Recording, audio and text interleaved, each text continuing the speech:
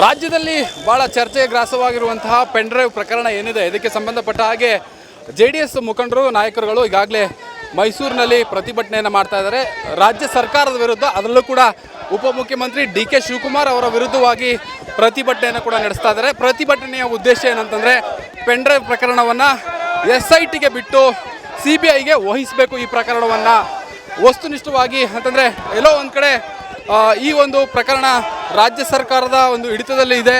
So ಅವರ ಒಂದು ಮುಂದಾಳತ್ವದಲ್ಲಿ ಏನು ತನಿಖೆಯ ದಿಕ್ಕು ದಾರಿ ತಪ್ತಾ ಇದೆ ಎನ್ನುವಂತಹ ಒಂದು JDS ನಾಯಕರುಗಳ ಒಂದು ಆರೋಪ.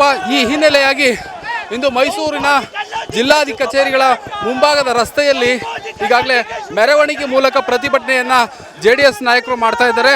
ಶಾಸಕರಾದಂಥ GT ದೇವೇಗೌಡ ಮತ್ತು ಮಾಜಿ ಶಾಸಕರಾದಂತಹ ಸಾರಾ ಮಹೇಶ್ ಅವರ ನೇತೃತ್ವದಲ್ಲಿ ಈಗ ಪ್ರತಿಭಟನೆ ನಡೀತಾ ಇರುವಂಥದ್ದು.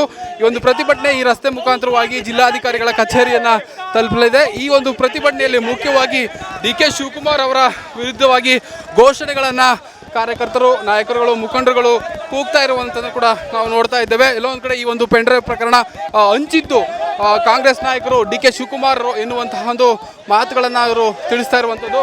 ಸೊ ಈ ನಿಟ್ಟಿನಲ್ಲಿ ಎಲ್ಲೋ ಒಂದು ಕಡೆ ಇದು ತನಿಖೆ ಆಗಬೇಕು, CBI ಮಟ್ಟದಲ್ಲೇ ಕೂಡ ತನಿಖೆ ಆಗಬೇಕು ಎನ್ನುವಂಥದ್ದು ಇಲ್ಲಿನ ಒಂದು ಹೋರಾಟಗಾರರ ಮಾತಾಗಿರ್ತಕ್ಕಂಥದ್ದು. ಸದ್ಯ ಈಗ ನಮ್ಮ ಜೊತೆ ಮಾಜಿ ಶಾಸಕರಾದ ಸಾರಾ ಮಹೇಶ್ ಅವರು ಕೂಡ ಇದ್ದಾರೆ, ಅವನು ಕೂಡ ಮಾತಾಡಿಸ್ತೇನೆ. ಸರ್, ಈ ಒಂದು ಪ್ರತಿಭಟನೆ ಮೂಲಕವಾಗಿ ಏನು ಸಂದೇಶವನ್ನು ಕೊಡ್ತಾ ಇದ್ದಾರೆ ರಾಜ್ಯ ಸರ್ಕಾರಕ್ಕೆ? SIT ಅನ್ನುವಂತಹ ಏನು ಕರ್ನಾಟಕ ರಾಜ್ಯದಲ್ಲಿದೆ, ಅದರ ಕೆಲವು ಅಧಿಕಾರಿಗಳು ಕಾಂಗ್ರೆಸ್ನ ನಾಯಕರುಗಳು ಹೇಳಿದಂತೆ ಅವ್ರ ಕೆಲಸವನ್ನು ನಿರ್ವಹಿಸ್ತಾ ಇದ್ದಾರೆ. ಇದಕ್ಕೆ ನಮಗೆ ಎರಡು ಅನುಮಾನ ಬಂದಿದೆ. ನಾವೇ ಸ್ವಾಗತ ಮಾಡಿದ್ವಿ. ಒಂದು, ಆರೋಪ ಮಾಡಿರೋದು ಎಷ್ಟು ತಪ್ಪು, ಇದನ್ನು ಇಡೀ ಪ್ರಪಂಚ ನೋಡೋ ಹಾಗೆ ಪೆನ್ ಡ್ರೈವ್ನ ಮಾಡಿ ಹಂಚಿದ್ದು ಕೂಡ ತಪ್ಪು.